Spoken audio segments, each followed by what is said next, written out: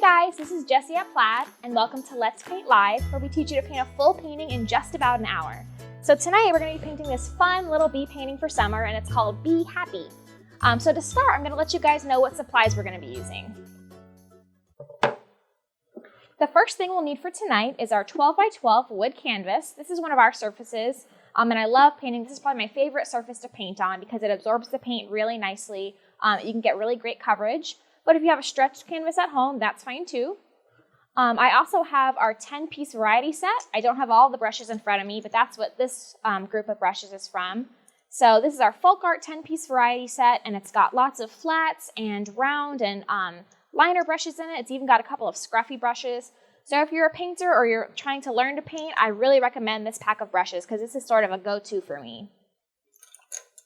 Tonight we are also going to be using a template. So I'll show you that in a second, but for the template, we're going to need some tape. So you can use painter's tape, stencil tape, scotch tape will be fine too, and we're also going to be using some transfer paper. I also have, as always, my wax-coated palette. So this is just palette paper. Like I said, it's just paper that's got a wax coating on it to put my paint on, but you can use a paper plate or a plastic plate, whatever it is that you normally put your paint on is fine. And then I've got my paper towels and my water basin to clean my brushes. I also am going to be using, as always, our Folk Art acrylic paints. So these are my favorite paints to use. They've got super high coverage. They're really pigmented. They're easy to mix. And they come in tons and tons and tons of colors. So my favorite paints to use are Folk Art acrylic. And tonight we're going to be using Licorice, which is just a black color. So feel free to substitute if you've got a different black. Wicker White. And again, feel free to substitute if you have a different white paint. Lavender. Dutch Aqua, and they've also got this really pretty daffodil yellow, which is just a bright yellow color. So like I mentioned, we've got this printable template, and this is just a template that I've made for you guys to make it a little bit easier to start your painting, to make sure you get the bee shape right. And you can download this file. It's just a PDF on plaidonline.com, and it will be listed with this project on plaidonline.com.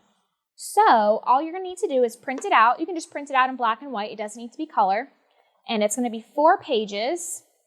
And so you want to make sure you print out all 4 pages. And then all you're going to do is cut out each of these little boxes. And it tells you in the top right corner here how to piece them together. So the instructions are here. We made it super easy for you. And that's for people who don't feel super comfortable drawing the bee themselves. So you can go ahead and transfer this. And then we just add the color in ourselves. So make sure you have this template. And it's going to be perfectly sized for our 12 by 12 canvas too. If you've got a smaller canvas, you may need to scale it down a little bit, or if you have a larger canvas, you may need to scale it up a little bit. So first things first, I'm going to show you guys how to transfer our template. So first we're going to put it together like a little puzzle, super easy. And it should line up perfectly on our 12 by 12 canvas. For some reason your mic keeps cutting out. You can say 12 by 12 canvas one more time. 12 by 12 canvas. Should I start that part over? Maybe. Okay, no worries. It's okay. My mic's cutting out. It's weird. Is it like dying or something? I don't think it's dying. Do you want to look at the, is it flashing red? Mm-mm. Okay, It's green. it should be fine then. Okay.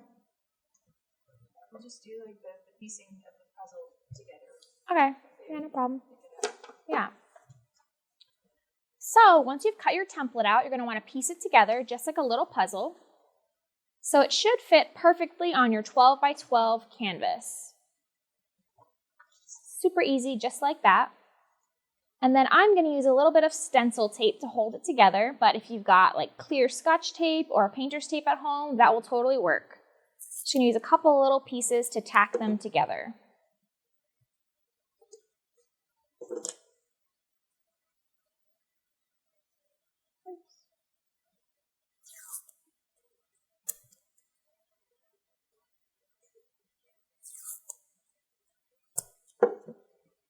Make sure they're nice and lined up.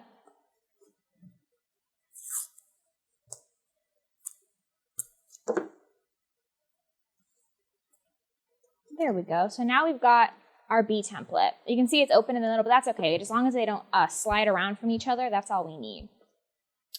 So I'm going to put that aside for just a second, and I'm going to show you our transfer paper. So this here is what, like I keep saying, is called transfer paper. This is actually made by us. Folk Art makes this transfer paper. And on one side, it is smooth. And on the other side, it's sort of gritty, and it has like a chalky sort of graphite texture to it. And that's because it does have sort of a chalk texture. So when you place it down on top of a drawing and you press down on it, that chalk underneath it gets transferred to your surface.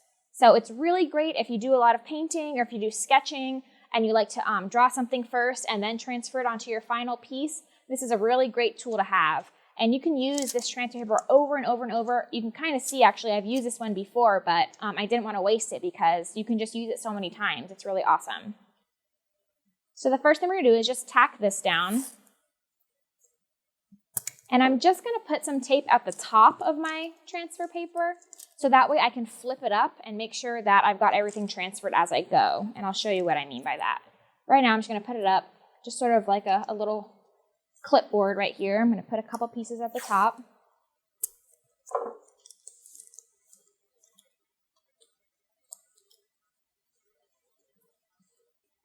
Make sure it's nice and snug on there. And so, of course, this comes in all kinds of sizes. I cut it out to fit my surface today. But really, I'd only needed to cut it out just as big as the B is, because that's, of course, all that we're going to be transferring. So anyway, so I've got my transfer paper taped down. I'm going to take my B template and I'm going to put it right on top. So for some transfer techniques, you're used to having to put something face down. For this one, we just want it right side up. We want the design facing us. And I am going to put a couple pieces of tape just to make sure that things don't move around while I'm transferring it. Because while I'm transferring it in this next step, we're going to kind of be doing it blind. We're going to be hoping that it doesn't slide and that we have it in the exact right place. Because, of course, we can't see what's going on underneath. So I'm just going to put a couple pieces of tape to tack it down. So I'm going to grab one of my brushes, and I'm going to use one of my tinier brushes. I'm just going to use the end of the brush as a stylus to press down on all of these lines, and that's going to transfer that chalkiness beneath onto our canvas. So here, I'll show you what I mean. If you've got a stylus at home, or even if you have a ballpoint pen, I often use ballpoint pens for this part, and that way it's kind of nice because I can see where I've drawn, especially if you use like a red pen or something. But right now, since I have my brushes in front of me, I'm just going to go ahead and use them. So here, we're just going to press down on each of the lines. And you don't need to press down super hard. You want to put about a medium pressure. And you want to follow each line. We're just tracing our template. And this will just give us a nice base to go ahead and paint on. We're going to know exactly where all of our lines are. We're going to have our composition already done, and we can just add the beautiful color and shading and highlights and all of that. So I'm making sure that my paper doesn't move while I'm doing it. And again, I'm putting about a medium pressure.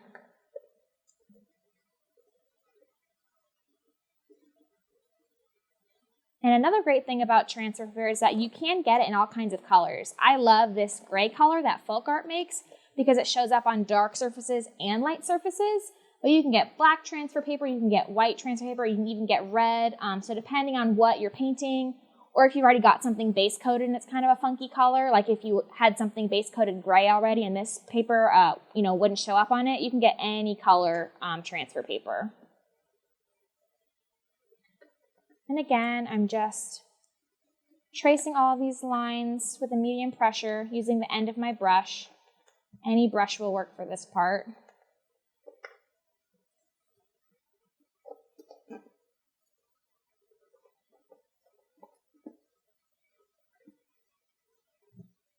And if you feel like maybe you've missed a line and you're not so sure, just go ahead and go back over it. Because it's better to go over it twice than not at all, of course. Because once you pick this up, it's going to be really tricky to try to line it back up and get any lines that we missed. So we want to make sure we get them all now.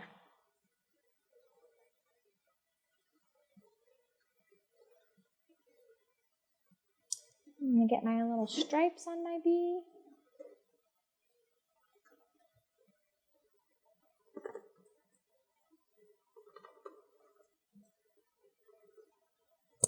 And so now I'm going to hold it down and I can sort of lift up the edge and make sure that my lines are transferred.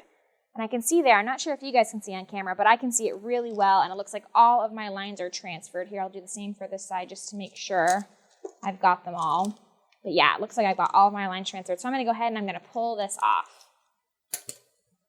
And again, you wanna save this paper because you can see the lines from where I've transferred other patterns, but you can keep using it over and over and over again until all of this gray is off of it. So make sure you hang on to that. I'm just gonna put it to the side. So now I have my bee totally transferred on. Hopefully you guys can see that in the light there. I can see it really well in person. So you should be able to see yours pretty well at home too. So let's get to painting. So the first paint we're going to put on our palette is going to be a little bit of lavender, which is just this pretty medium purple color. I'm going to put about a quarter size on my palette. And then we're also going to get some of our wicker white. And I put about a quarter size amount of that as well. And I'm going to go ahead and I'm going to grab my 3/4 inch flat brush. And this is a brand new brush, so I'm going to go ahead and rinse it in my water to make sure I have all of that sizing off. And then I want to get all the water out too. And I'm going to mix these two colors together to get this light purple for our background. So I'm going to start with about a 1-to-1 ratio. So 1 part purple, and then I'm trying to get about the same amount of white. We're just going to mix those on our palette. And it's looking pretty dark, so I can already tell that I want some more white. So let's go ahead and grab some more white. And for this color, it's just our background color, so you can really make it as dark or as light as you want. But I'm going to try to match it as close as I can to my first painting. And that was a pretty light purple, so I'm going to add a bit more white. For this one, you also want to make sure that you mix a good bit of paint right now because we're going to be using it to paint the whole background. And it may be kind of tricky to go back and try to remix the color. Not impossible, but just a little bit tricky. So it's easier now just to plan ahead and mix a good bit of this purplish white color. There you go. So I think I'm going to be good with that amount. I'm trying to just scrape it into the middle there. And whenever I mix paint with my brush, I never put it straight onto my canvas because you can see there's a ton of paint in my brush right now. So I want to make sure I wipe off the excess so that I have a little bit more control over my brush. So I'm going to wipe off some of that excess paint because I don't want my brush completely saturated with paint while I'm painting. I may even rinse it out because I think I got a little too much paint in there. I'm just going to rinse it out and dry it off. And we are going to start painting the background of our little bee. So all we want is a nice, even, smooth coat of purple. A nice smooth coat. Whenever I'm base coating something, I always try to keep it going in one direction. It just makes it a little bit easier. It makes your coat a little bit smoother.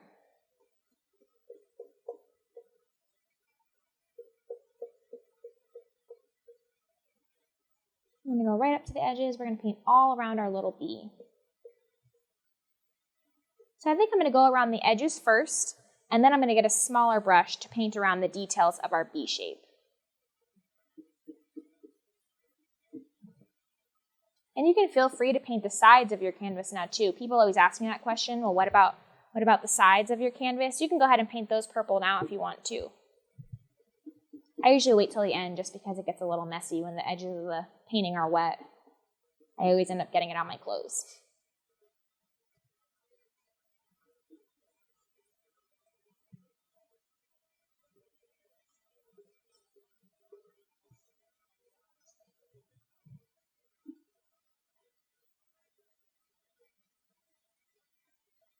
And it looks like I still didn't mix enough of my light purple color, but that's okay. We can try to match it. It's not a big deal. I'm not stressed about it. So here, let's go ahead and try to mix some more. I'm going to grab a bunch of white this time. It's going to come out. There we go.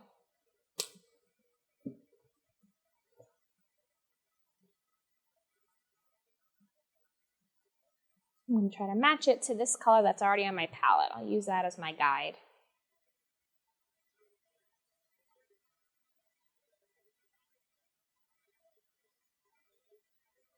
That looks pretty good.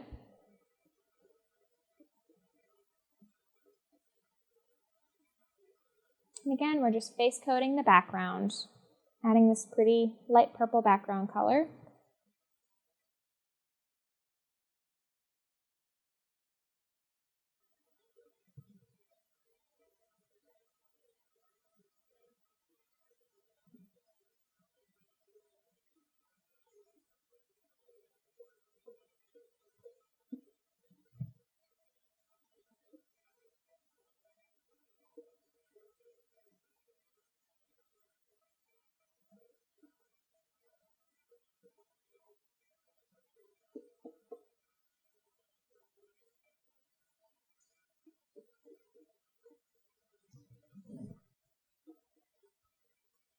And what I love about this wood canvas is that the paint sort of soaks in, so it's really easy to get a nice smooth coat. You very rarely need to go back and do a second coat just because it sort of absorbs. My canvas is completely unfinished. I haven't sealed it with anything.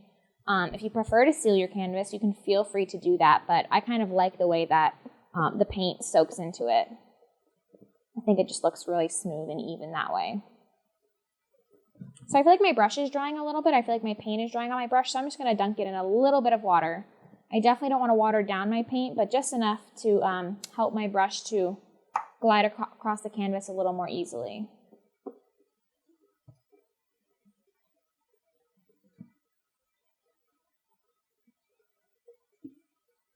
I'm going to mix even more light purple. If you've mixed too little at home, don't feel bad because I keep doing the same thing. For some reason, I'm not being a very good judge of how much paint it's going to take to paint this background tonight.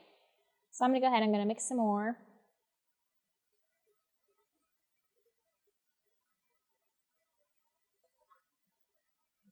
And don't let it bug you. Like if there's a little patch over here that's a little lighter than this side, if that side's a little darker, don't stress out about it. As long as it's sort of blended together in between, I think it looks kind of cool. It looks a little more interesting to have sort of different variations of purple in the background. It doesn't all need to be perfectly flat and even. I think it just adds some character to the painting. I'm going to wipe off this excess. I got too much paint on my brush.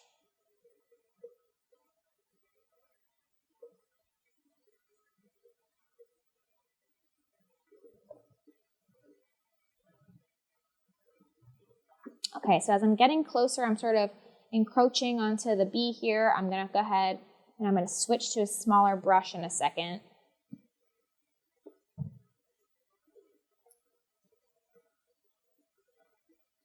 I'm just making sure I've got that all covered. All right, so I'm going to clean my brush off.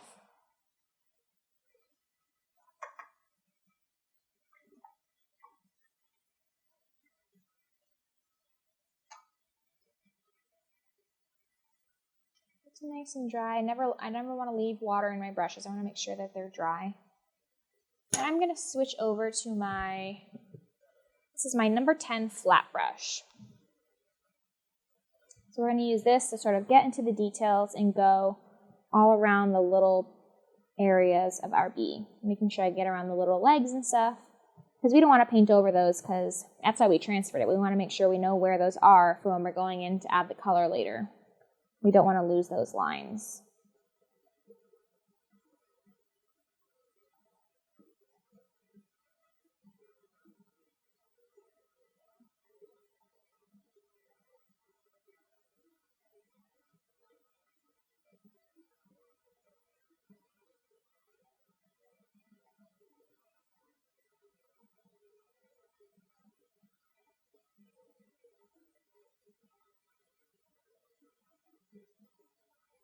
And again, I'm just using my number 10 flat brush. I'm using the same purple.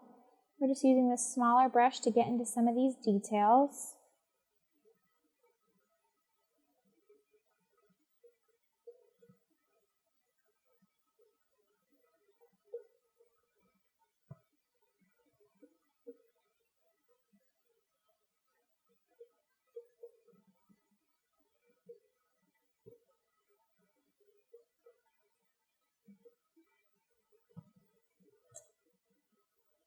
And if you do get it a little bit over the line, don't stress out about it because you can always kind of tell where the line was.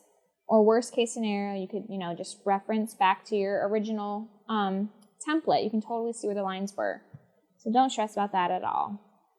We're just going to do our best to go right up to those lines. Sort of relaxing, just going around the little shapes. It's almost like a coloring book. Sort of turn your brain off and fill in this purple color.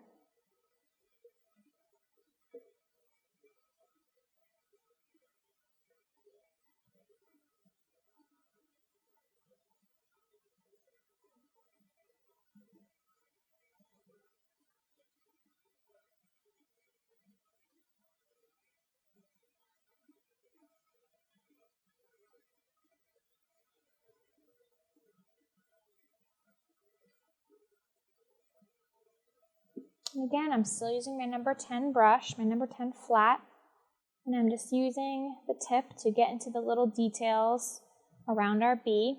So you can start seeing the shape now on camera, I think, a little better. I'm not so sure that you guys could see the lines when they were transferred on camera, but hopefully it's kind of coming together for you, for those of you who aren't painting along at home. You're starting to see our little bee shape.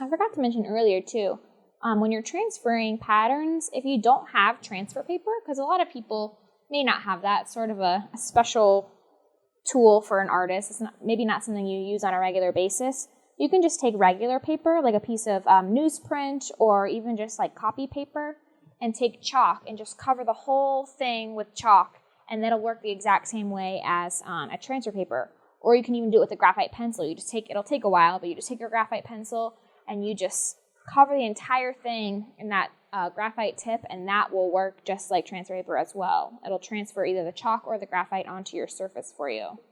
That's a little trick for if you don't have that at home, especially right now when people are having trouble getting supplies a little bit, people are stuck at home.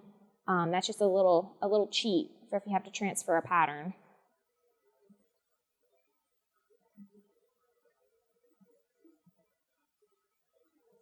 Again, I'm just taking my time to make sure I have all the areas painted in with my light purple color that we mixed.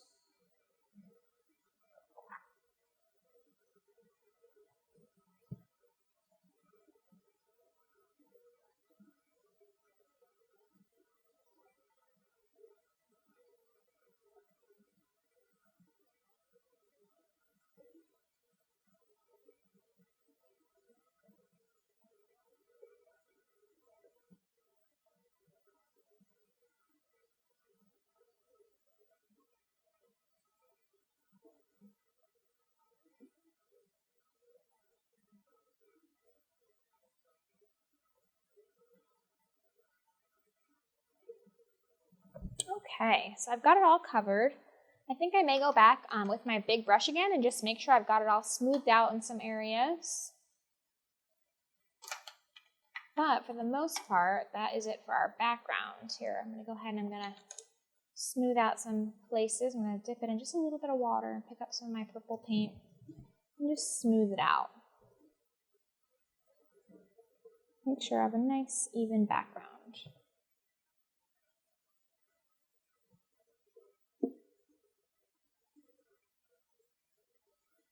And I'm not watering the paint down at all. I'm just picking up, just wetting my brush to make sure that my brush glides easily across the canvas.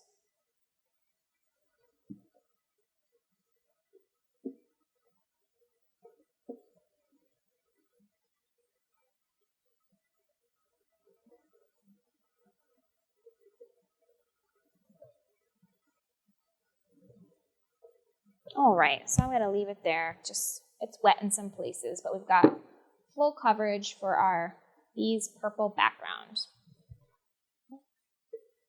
So go ahead and rinse off my brush.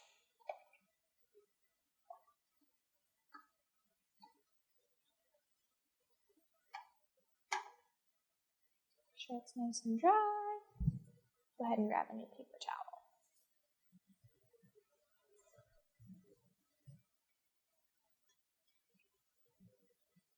Okay, so the next thing we're going to do is we're going to start blocking in some of the areas of color within our bee. So we're going to start with our yellow. So I'm going to put a little bit of daffodil yellow onto my palette. I'm just going to put about a nickel-sized amount. And I do have some of my wicker white on my palette already, so I don't want to waste that paint because I put out a good bit when I was doing my background. But if you don't have any more wicker white on your palette, go ahead and put some more now. And I'm going to mix these two together. We're going to start with a 1-to-1 ratio. Make sure I don't have any purple in there. And I want to get a nice pale yellow. And that's pretty bright, so I'm going to grab some more white. Ah.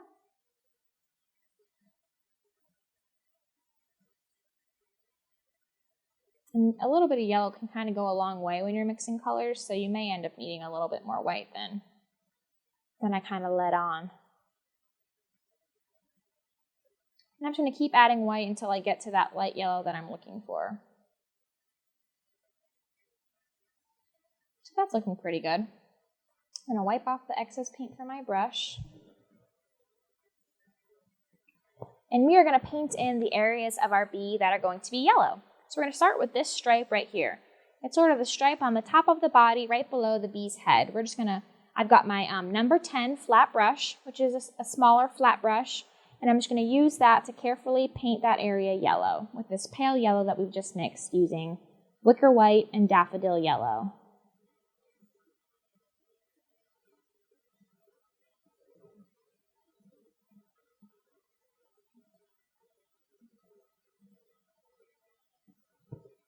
And I'm just sort of using my brush's shape to my advantage to get into some of those little areas on the sides, holding my brush upright for the tiny areas, and then I'm using the wide edge for the wider areas. We're going to paint him yellow, and then next we're going to paint this second stripe on the bottom half of our bee. So you've got the top half and the bottom half, and this is the second stripe from the top on our bottom half. Hopefully that's not too confusing here. You can look at the one that I'm doing. We're doing 1, 2, 3 stripes up from the bottom. That might be a little clearer. We're just going to paint that in with our pale yellow.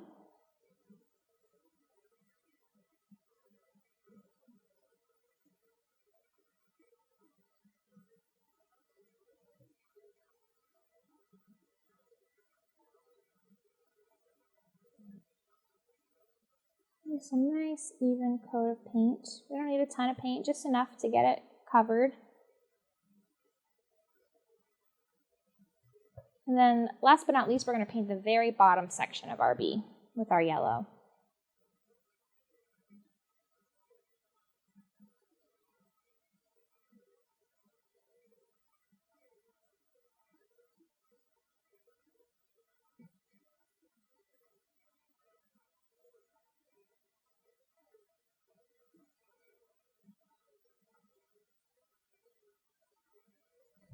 Okay, so I've got my 3 yellow sections. Don't worry if they're not perfect. We're going to add a little bit of highlighting and stuff, so if you've gotten a little bit out of the lines or something, don't worry, we can totally touch it up later. Just trying to make sure they're nice and smooth. There we go. So I'm going to go ahead and I'm going to wash my brush off.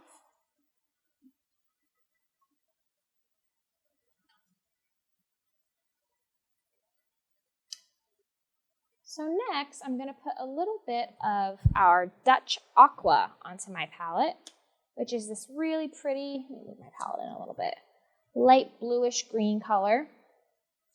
And I've still got wicker white, but I'm going to add a little bit more because I think I've got too much purple in that one and I don't want to get it into this color. So I'm going to put a little more wicker white, some fresh paint. And we're going to mix these two together. I'm going to start with a good bit of white, and then I'm going to add just a touch of the aqua. Let's see what color we have.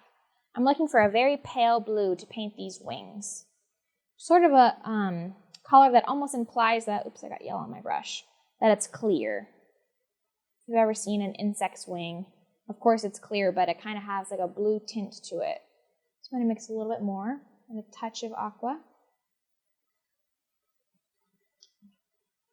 And that looks pretty good.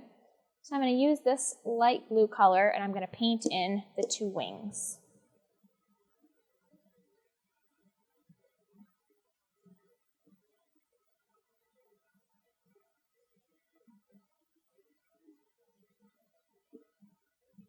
And I'm still using my number 10 flat brush, by the way, just this tiny flat brush. If you've got like a 1/2 inch flat brush, that should work for this too. This one's just a little bit smaller than that.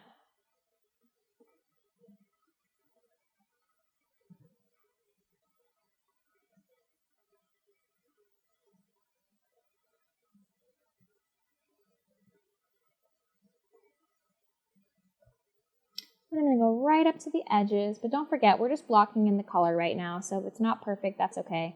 We're going to go around and paint details around the edges of this wing anyway.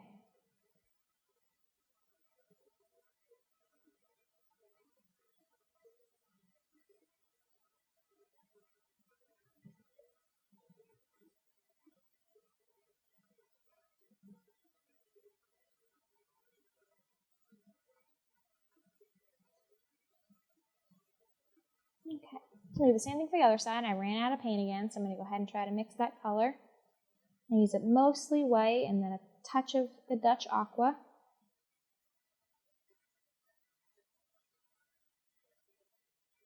I'm going to wipe off the excess.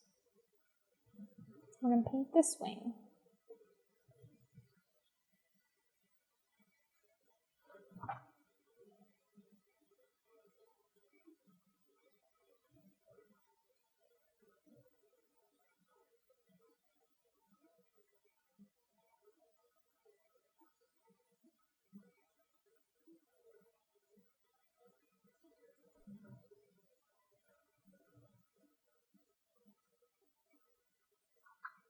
Again, I'm just going to go right up to the edge of the wing, as close as I can to the edge.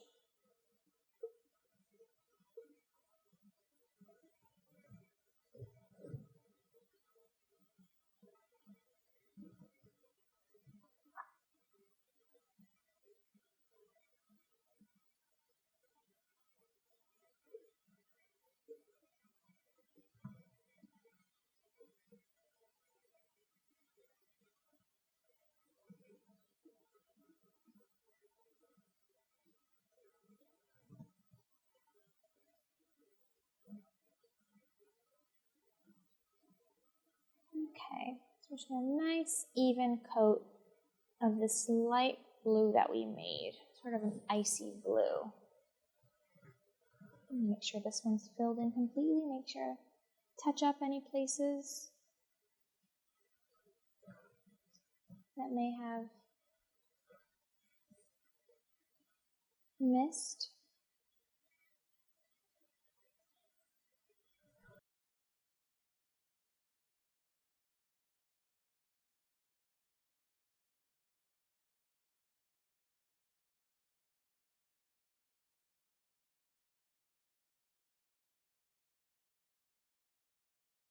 All right, and then I'm going to go ahead and clean my brush off.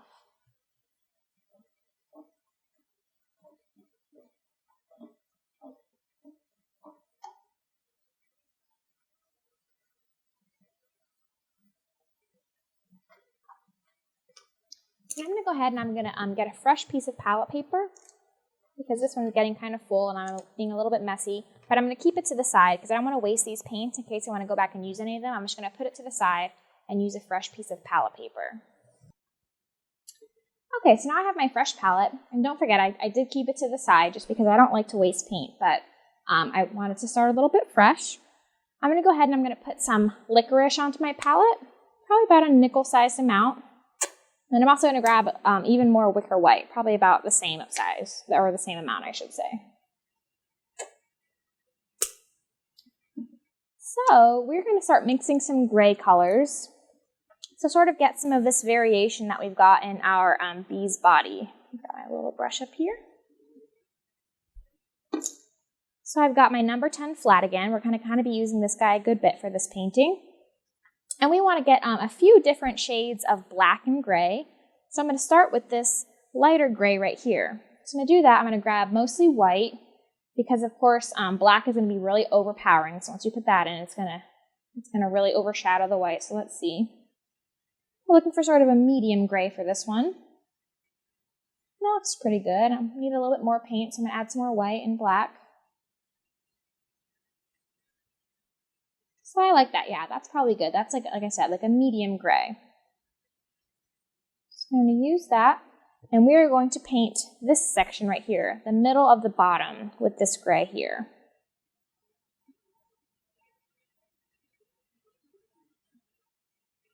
And if yours is a little bit darker or a little bit lighter than mine, don't worry about it.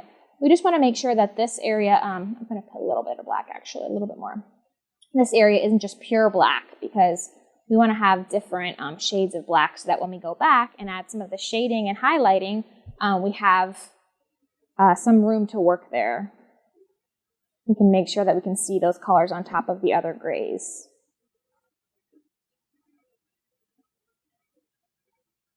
So again, we mix sort of a medium gray here, and we're just filling in the middle of our bottom section. And I'm still using my number 10 flat brush.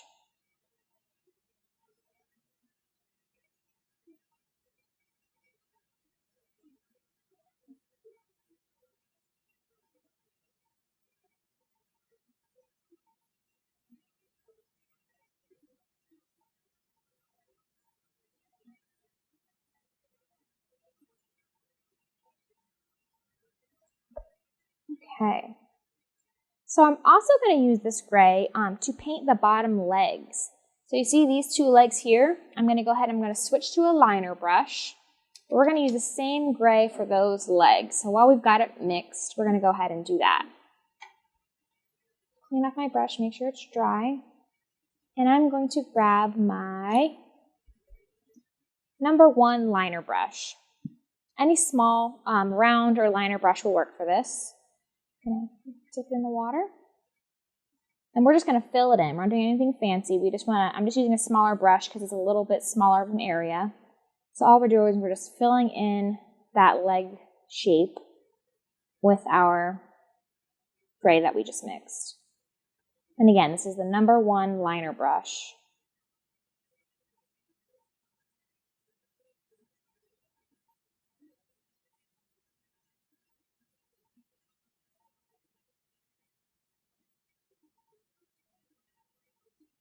And do the other leg too.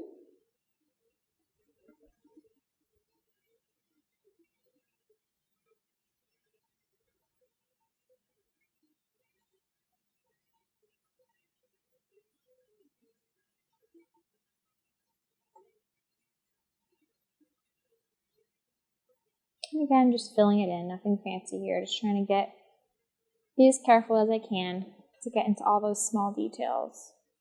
And make sure no wood canvas is showing. Okay, so that looks good. That's how we want that to be. I'm going to go ahead and clean my brush off.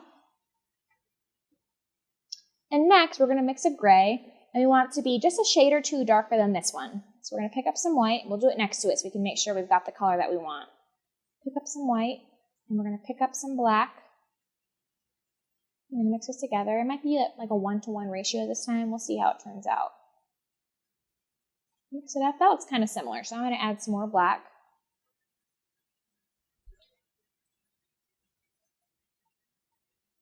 Maybe even a little bit more black. I want it fairly dark.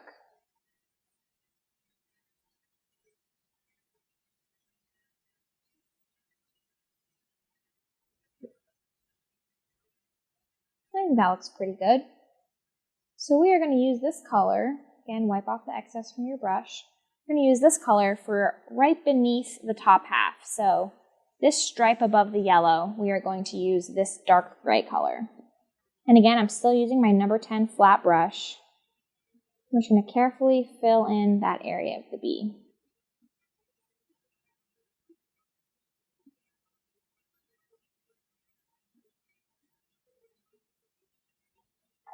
So a tiny little area. And then I'm also going to do the 2 middle legs with this color. So you can either use this brush to fill those in if you feel comfortable, or you can feel free to switch back to your number 1 liner brush if that's a little bit more comfortable for you to get into those small areas. I think I'm just going to use my flat brush though, since I've got it in my hand and I've already got the color on it. Totally up to you.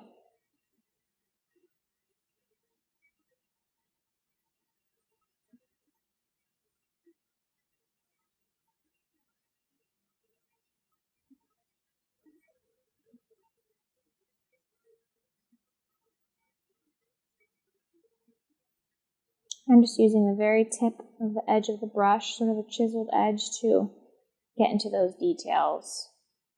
But again, feel free to use the liner brush if it's a little bit easier for you. Okay. And then we'll go ahead and I'm going to clean my brush off. I don't need to clean it all out because we're going to keep mixing grays, but I want to get some of that paint out. So next, we're going to do a really dark gray here that almost looks black. But the reason we don't want it to be completely black is because you want to save black for adding a shadow to this area. So if this area was already black, we'd have no color to make a shadow with because, of course, black is the darkest of all the colors. So that's why we're going to make this area of the body just a shade lighter than pure black. So here, we'll grab some black. You can see we've sort of got our gradient of grays going on here. I like putting them next to each other on my palette so I can sort of compare and make sure they look how I want them. And I'm just going to put a touch of white. You can see here, just a touch. So it's about a shade lighter than the pure black. Maybe another touch of white. You can see how much the black overpowers the white. Maybe a little bit more even, because it's still looking super, super dark. I want to make sure we're able to see a difference between this color and pure black when they're next to each other. So I'm going to just keep in a little bit of white. Again, I want to keep it super dark, but I don't want it to be completely pure black. Just a little bit at a time to make sure that we are saving our paint. You can always add more, but we can't take away, of course. And I think that'll do it. That's still really dark, but it's definitely not a pure black. I'm going to wipe off the excess paint from my brush, and we're going to paint in this area here, and we're also going to paint in the head. Pretty much, actually, all the areas of the bee that are still raw canvas, so the body and the head and these two little front arms are going to be this color here. So go ahead and do that now.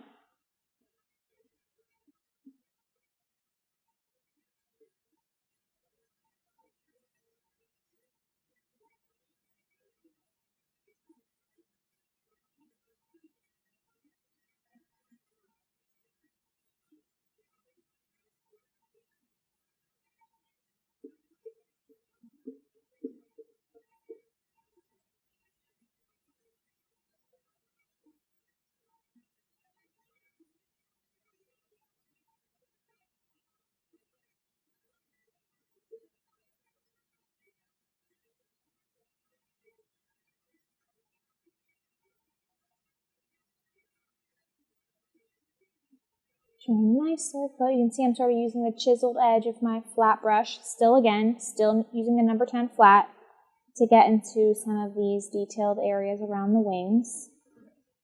And then I'm actually going to switch to my even smaller, do I have a smaller flat brush? Oh no, this is a smaller one. We're going to hang on to this guy for the head of our bee. And again, I'm just using the very tip of my brush to make sure I can get into those details.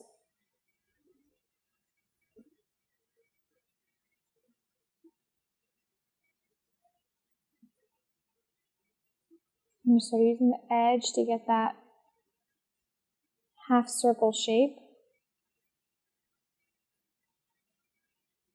And then I am going to switch to my liner brush to get into those little leg areas. I'm going to go ahead and clean this guy off.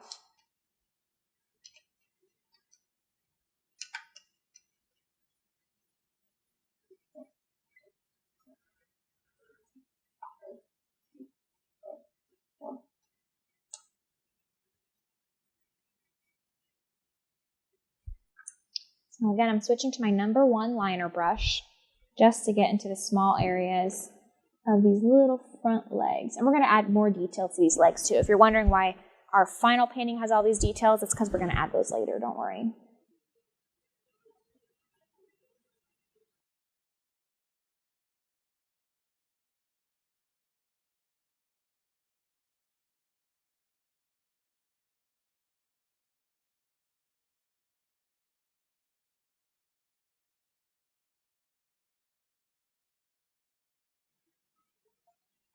Just using the very tip of my brush, trying to get as detailed as I can. If you mess this up, or if you feel like you've gone out of the lines a little bit, I shouldn't say mess it up because you're not messing it up. It's always fixable. But if you're getting it a little bit out of the lines, feel free. You can always go back over with your purple and just touch it up a little bit. And if your purple's dry here, feel free to steady your hand on the purple to paint in those little areas. So there. This is one of my favorite parts of the painting. We've got the whole thing covered in color. There's no bare canvas showing. And now it's time to add some of the fun details to our bee. So while we've got these grays wet on our palette, we're going to start using them to do some of this sort of toning on all of our black or gray areas on our final painting here that you can see. So we're going to use them to do the highlights and the shading of our bee. Okay. So first of all, we are going to grab our number 10 flat brush again, and we're going to pick up the very darkest of the grays that we made. And we're going to make a shadow on this stripe here. And to do that, we're going to pick up our paint, and I'm going to show you here on my palette what we're going to do. We're going to use varying pressures on our brush to create sort of a wiggly, thin, and thick line. And here I'll show you what I mean. I'm going to start with my brush upright. Here, I'll move it in a little bit so you guys can see. I'm going to start with my brush upright, and I'm going to press down, very light pressure, and then heavy pressure, light pressure, heavy pressure, light pressure, heavy pressure. And you can see how that sort of creates different widths of your line by applying different pressures to your brush. So feel free to practice that a little bit. Or you can try it with your liner brush. Here, let's try it with our liner brush. Pick up some paint and do light pressure, heavy pressure, light pressure, heavy pressure. That might be easier for some of you guys. You can't get quite as thick lines, but it may be easier for you to control since it's a round brush. So we'll try it again, heavy, light, heavy, light. You can just sort of play around with that on your palette to sort of get the hang of how that feels. But that is the technique we are going to use for our shadows and our highlights today. So right here on the underside of this gray area, I'll show you how I'm going to do it. I'm going to start very light and then get heavy and get a little squiggly, and I'm going to go up the side. So here, very light. I'm going to press down, get a little squiggly, press down, and then I'm going to go up the side there. And that just creates sort of a little shadow on that area. Then I'm going to use the same paint. I'm going to make a shadow on this little medium gray stripe right there. So I'm going to do light pressure and then heavier pressure and then light pressure again. You can see it's a little more subtle on that because that gray is of course darker, but you can still definitely see it. And then I'm going to continue using this really dark gray. Again, it's not our pure black, but it's the darkest of the grays we mixed. And I'm going to do some shadows on the insides of these two legs here. And again, I'm going to use the same technique. So I'm going to hold my brush upright, light pressure, heavy pressure, light pressure, heavy, just to create some funky little shadows underneath. Light, heavy, heavy.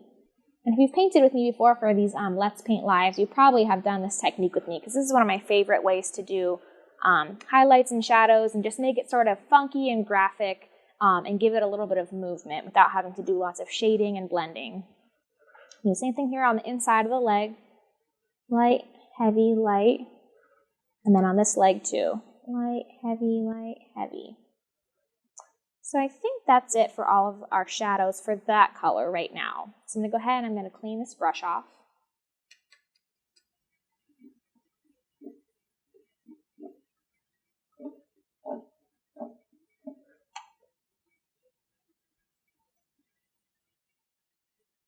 Okay, so now, again, while we've got our grays wet, we're going to continue using those colors so we don't have to remix them. I'm going to pick up my number 1 liner brush, and we're going to go ahead and we're going to paint some of these details on the ends of our bug's feet. Or legs, I guess I should say. I guess they are the feet, maybe. I'm not sure. So, we're going to do a really similar technique to what we just did for the shadows. I'm going to wet my brush a little, and I'm going to pick up this darkest gray again. And I'm not super watering my paint down, but I am making my brush pretty wet when I pick it up because I really want my paint to flow for this. So for these little feet, we're going to go very quickly, heavy pressure, light pressure, heavy pressure, light pressure, heavy pressure, to make little dots almost like that. So here, practice again on your palette or on a piece of paper, a napkin, whatever you have in front of you. Heavy, light, heavy. And they make sort of this little dot texture, and that's what we're going to do coming down from each of these little feet to just elongate them and give them a little bit more detail. So I'll show you. I'm going to do heavy, light, heavy, light, heavy. Heavy, light, heavy, light, heavy. See that there? I'm going to do the same thing for these two guys here. Heavy, light, heavy, light, heavy. And I'm never picking my brush up off the canvas. I'm always holding my brush on the canvas, just different amounts of pressure. Heavy, light, heavy, light, heavy. And they're all going in the same direction as the leg, of course. And I'm also going to do it coming straight out of these two front legs. So I'm going to pull up for this one to make it a little more comfortable for my hand. Heavy, light, heavy, light, heavy. Heavy, light, heavy, light, heavy. There you go. So now you can see our legs are a little bit longer. It gives it a little bit more detail. And then also, just to add even more detail to our bees' legs, I looked up lots of pictures of bees and lots of pictures of insects when I was making this painting. And they all have these sort of almost like hook-like sort of ends to their legs. So I wanted to make sure we included those too, just to make it a little more realistic. So what we're going to do that is I have hardly any paint on my brush. My brush is pretty dry. There's a little bit of paint on there. I'm going to use the very tip of my brush, and I'm going to flick it one way and then flick it the other way. And that's going to create that little hook. I'm just using the very tip of my liner brush. Flick to the right and flick to the left. And do that on each of the feet. Flick to the right, flick to the left. Flick to the right, flick to the left. And then the same for up here. Flick to the left, flick to the right, flick to the left, and flick to the right. And that just gives us a little bit more detail for our bug, or our bee, I should say.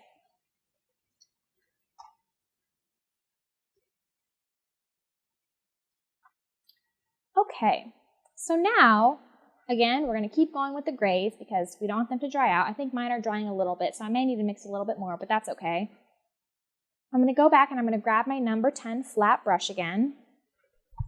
And we are going to do a little bit of a highlight on this area here. So for that highlight, I think I'm going to use this first gray that we did, which was sort of a medium gray. But mine's all dry, so I'm going to have to remix it. So let's see. We did a little bit of black and a little bit of white, and probably a little bit more white. We're going to get as close to that color as we can. If it's not perfect, that's okay. We're just going to try to go for that color that we mixed first. I think I'm going to do a little bit more black. And I think that looks pretty good. So I'm going to go ahead and I'm going to wipe off the excess paint from my brush. I'm going to wet my brush a little, but I'm going to get most of the water out. And we are going to do the same thing, the different varying amounts of pressure. We're going to go on the top of this big area of really dark gray right here. This color that's almost black, we're going to do another highlight right there using the same exact technique. So we're going to go light, heavy, light, heavy. And just create sort of a little wiggly, variating line right there. And then I'm going to wipe my brush off. I don't need to put it in water because we're still using all of our grays. And I'm going to make just a little bit lighter of a gray color. So I'm going to grab some more white. So you can see here, your grays, hopefully you've kind of figured it out by now, but your grays don't need to look exactly like mine. As long as they look different from all of each other, that's what really counts. They don't need to be the exact color of my gray. You just need sort of, your darkest, your next to dark, your medium, and then we are going to mix one lighter gray right here. So as long as all of yours look different from each other, that's really what matters. So I'm going to do a little bit of white, and then just a touch of black, and do a pretty light gray over here. Maybe even a little bit more white. There we go, I like that.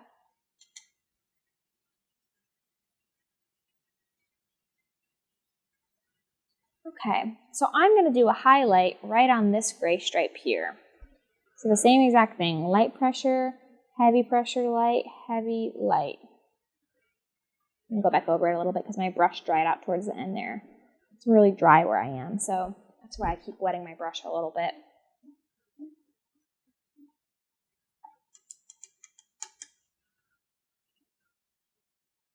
And then we'll go ahead and we're going to wrap up our gray areas for now, so we don't have to worry about remixing any of those paints. And we're gonna go ahead and we're gonna put some shadows on our darkest gray areas. And remember we said we were saving our pure black for that. So we're gonna put pure black right here and then a pure black right to shadow the head of our bee. So I'm gonna pick up some just pure black right out of the tube, pure licorice I should say, and do a shadow here. Light, heavy, light, heavy, light. And see how you can see that? If it was pure black there, we wouldn't have had the chance to make a shadow there. So that's why we saved it for that. And then a little one here, light, heavy. Just to give those areas a little bit more dimension and make them look a little bit more interesting. So I'm gonna go ahead and I'm gonna rinse my brush real quick.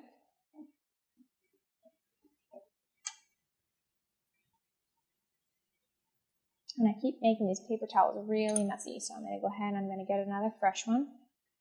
Oops.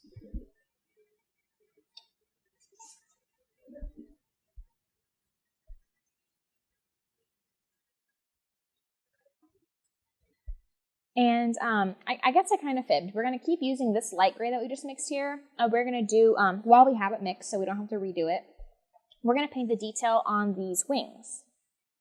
So to do that, we're going to sort of freehand paint a little bit of a pattern on those wings. So I'm not sure the last time that you've seen a bee or any sort of insect for that matter, but they have these really pretty patterns on their wings. They're all sort of in different sections, and they always catch the light and they're kind of shiny looking. Sometimes they're a little bit iridescent. So we're going to do our best to paint sort of those soft patterns. It almost looks like a stained glass window to me. So here, I'm going to wet my brush a little because I really want this paint to flow. And this is the lightest gray that we just mixed. So this was the one that was mostly white and had a little bit of black in it in case you need to remix it right now. This is the very lightest gray that we have on our palette. And you can see that I'm putting a little bit of water on there because I really do want the paint to flow. And we've sort of got this little indentation where our wing goes in. I'm going to draw a line, or paint a line I should say, connecting that area to the beginning of our wing. So here, we'll do it like this. I'm putting very light pressure. I'm hardly putting any pressure, so I have a nice thin line. We're going to connect that there. A nice thin line does not need to be perfect because, of course, a bug's wing isn't perfect either. Anything in nature is organic. We're going to do the exact same thing here. We're going to mirror these two wings. I'm going to start there, and I'm going to paint my line nice and thin, putting very little pressure on it. And from there, I'm going to sort of do my sort of stained glass looking effect, and I'm going to paint lines from that line on the top section connecting to the other one. So here, kind of like the veins of a leaf almost. I'm going to paint a line going up this way, and then I'm going to paint a line going this way, and then I'm going to paint a line going this way. I know it's kind of funky, and then I'm going to connect it up here. And yours don't need to look just like mine. I want to say that I did look at an image of a bee when I was painting it, but I don't think that every bee's wing is the same. I could be wrong. If there's any entomologists out there, you can go ahead and correct me, but I'd be willing to guess that they probably aren't all identical. So go ahead, and as long as your bee wing lines look good to you, then they're good. So do the same thing here. We're going to make some lines down here. I'm going to start by doing sort of a half circle there, and I'm going to connect another half circle to it. And then I'm going to connect those to that center line that we painted. So something like that. Again, it doesn't need to be perfect, and it doesn't need to look like mine. As long as it looks like a wing to you, then that's what matters. So all we're going to do now is we're going to mirror this onto our other wing. So I'll start with the bottom. We did our half circle. Again, I'm putting very light pressure on my brush. I'm hardly touching it to the surface. Another half circle, and then we're going to connect them there and there. And then we've got our line going this way, a line going that way. We've got another line. It's kind of hard to, in your head, sort of mirror it. So if they're not exact, don't stress. And then another one going up that way. And that is the lines in our wings. So once you do that, we are going to do a little bit of outlining. So for this one, we did really light pressure for all of those little lines. For this one, we are going to play with our pressure a little bit, just like we've been doing for all of the other lines in our painting. So I'm going to start with light pressure, and I'm going to follow just where the blue and the purple meet, but I'm going to start applying heavier pressure as I go up the wing. So here, I'll show you. Light pressure, and then I'm going to start putting heavier pressure. I can feel my brush drying out, so I might need to grab some more paint.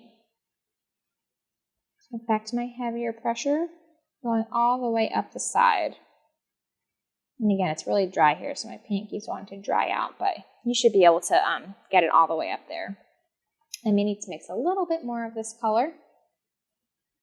Again, I'm just adding water. I don't usually water down my acrylic paints when I'm painting, but for some reason this room is super dry today, so my paint keeps drying on me.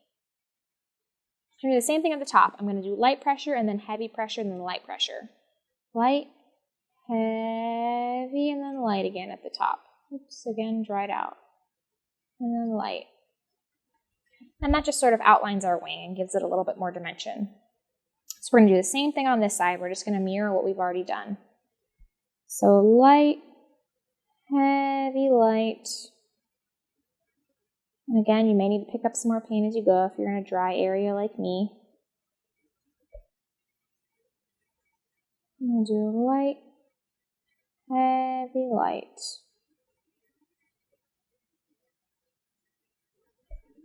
And that's our wings. So go ahead and I'm going to clean my brush off. And then we are going to put some white details on there. So I'm going to pick up a little bit of white.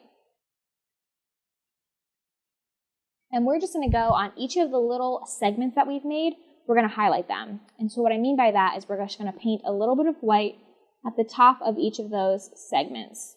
So a little bit of white there, a little bit of white here.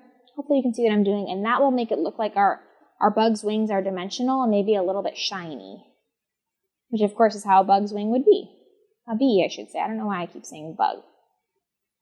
So adding a little bit of white to each one, the top of each one of these sections that we've painted. And again, I'm not applying very much pressure.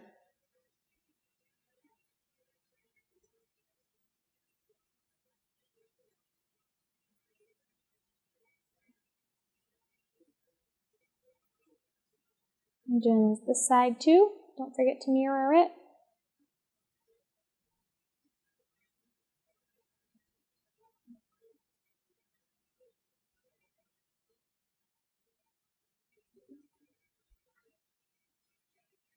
Just doing it on the top of each section, raising our white.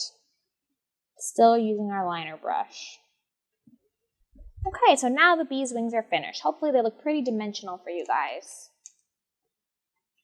We've only got a couple more steps to this painting. We're about to wrap it up. So, we've highlighted and shadowed all of the areas on this bee except for the yellow parts, as you can see. So to do that, you may be wondering, of course, for the highlights of the yellow, we're going to do a paler yellow, but for the low lights or the shadows of the yellow, we're not going to add black. Whenever I darken a color, I never like to add black because it really just dulls the color. Instead, I add the opposite of the color. So if you're familiar with the color wheel, which I'm sure you guys are, whenever you want to darken a color, you mix it with the color opposite from it. So we want a dull yellow, so we are going to add purple to it, and that's going to darken our yellow. And so we're going to get this nice dark yellow color. If we added black, it would be a muddy grayish yellow, and that's not what we would want. We still want it to be yellow, we just want it to be darker. So we're going to add purple to it. So that's a little trick for you guys if you didn't know that. Whenever you want to darken a color or create a shadow for a color, you just mix it with its opposite on the color wheel. So that being said, I'm going to add a little bit of daffodil yellow to my palette. And I'm going to add a little bit of lavender. And I'm also going to be using white, but I've already got white on my palette, so I'm not going to add any more. So I'm going to go ahead and I'm going to grab my number 10 flat brush. And I'm going to mix 1 part yellow, and then we're going to add just a touch of purple to start and see how that goes. See what that looks like. Okay, it's definitely darker, but we want to make it a little bit more dark, so I'm going to add some more purple. A little bit more purple. We're getting a nice dark yellow here. It's becoming sort of ochre-y, which is what we're going for. I love that. That's perfect. So we're going to use this nice dark yellow, and we're going to do the same thing we were doing in the beginning with our varying pressure to do lines on the underside of each of these yellow shapes. So here, just like this. Light, and then dark, and then light again. Light, and then dark, and then you can squiggle it a little bit and pull it up again. And on the top one, light, and then dark, and then light again. And you can see that really makes our bee come to life. It looks like it's got a lot of dimension and a lot of shape to it, which is what we're going for. So I'm going to go ahead and I'm going to clean my brush off.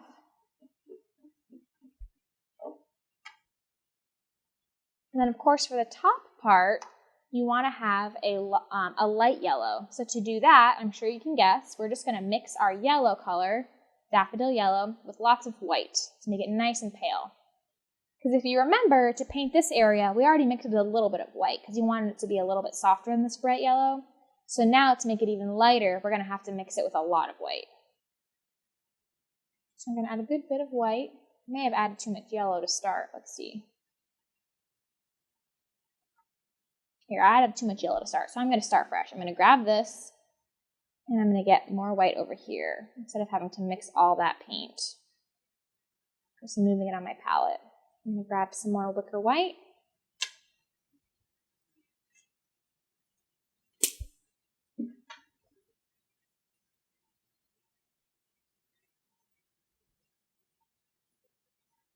I want a pretty pale yellow. I'm going to keep mixing it until I get what I'm looking for. Like I said, you got to remember we already mixed white to that one, so we need it to be paler than that so it'll show up on there. So what I like to do is I'll pick up some of the paint on my brush and then I'll hold it up. And that looks too similar, so I'm going to add some more white even still. I'm going to add a lot of white this time, see. Get it really light.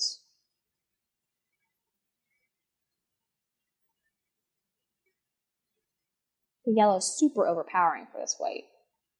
So I think that's probably good. So I got a ton of paint on my brush. I'm going to make sure I wipe that excess off. I'm actually even going to wipe some of it off because that's way too much paint to paint with. And I'm going to use this super pale yellow for the highlights on our yellow areas. So light, heavy, light, light, heavy, light. Then again up here, light, heavy, light. And that gives our bee lots of dimension. It's really starting to come together. Hopefully your bee is looking almost like a real bee, kind of like a graphic, cartoony bee maybe, but still pretty realistic. So I almost forgot, I just noticed we didn't paint the antenna. So let's go ahead and do that real quick before we finish our edges and call this painting complete. So I've got my number 1 liner brush. I'm going to dip it in a little bit of water, just a little bit, and pick up some of my black, or licorice is what we're using.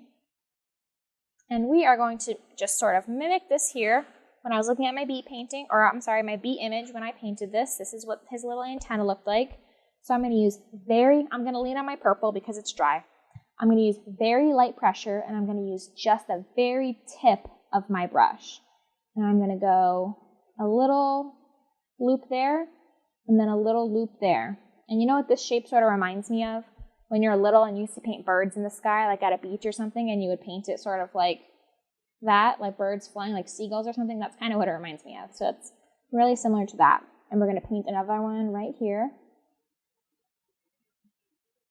And those are our little antenna.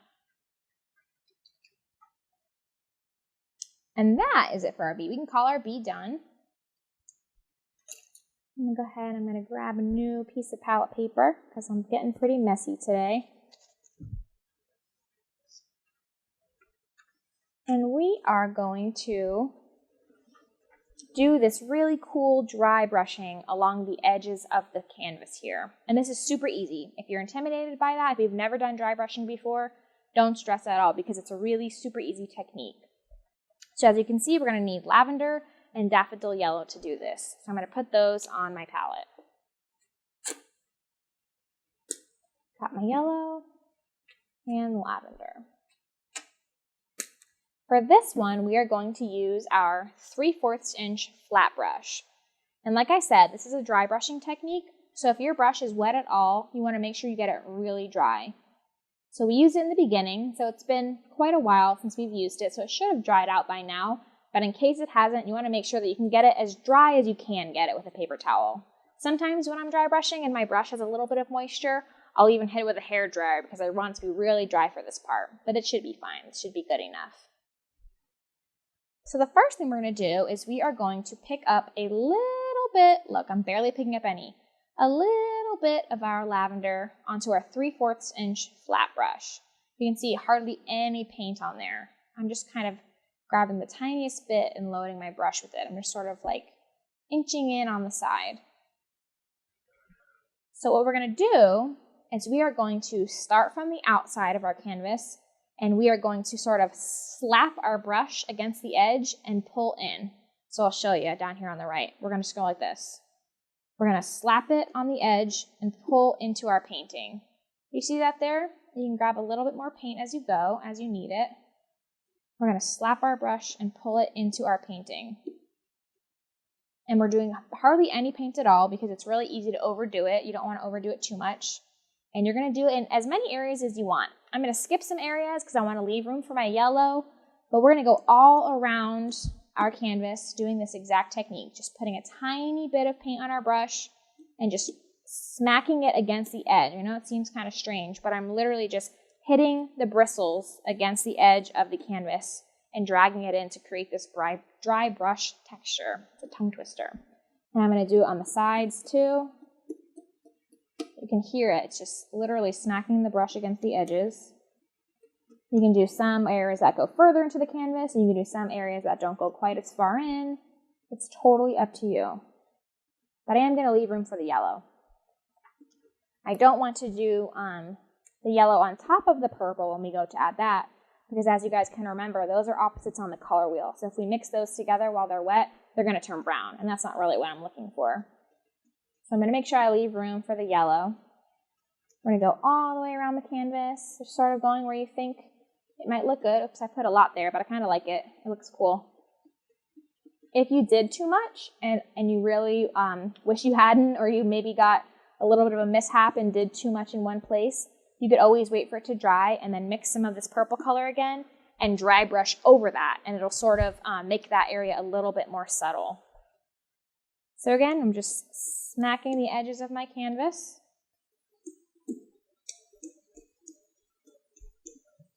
So just keep putting the purple around the edges, just as much as you think looks good. You can't do too much or too little. It's totally up to you. And then when we're done with that, we're going to clean our brush off.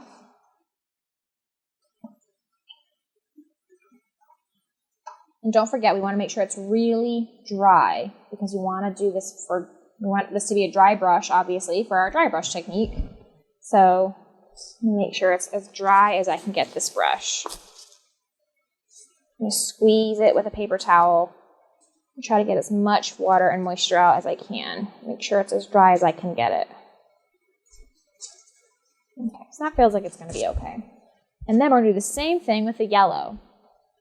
And I love the way that the yellow looks with this technique because it kind of looks like pollen. It kind of looks like pollen got sort of wiped onto our canvas. If you live in the South, you definitely know what it looks like for pollen to be left on things. We got a lot of pollen down here. So you can go ahead, and if your purple is dry in some areas, you can overlap it. But if it's still wet, I'd recommend staying away from where you did the purple, just because, like I said, of course, we learned purple and yellow makes sort of this brownish color, and that's not really what we're going for. So I'm just going to do a little yellow because it's pretty bright. And that is Be Happy. So don't forget to sign your painting. You can go ahead and you can grab your liner brush and just go ahead and sign your name. I always just do my initials. But that is it. That's Be Happy.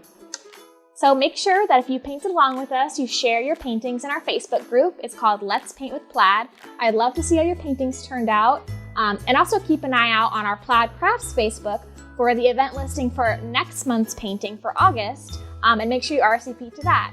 So thanks for painting along with me, guys, and I hope to see you next month. Bye!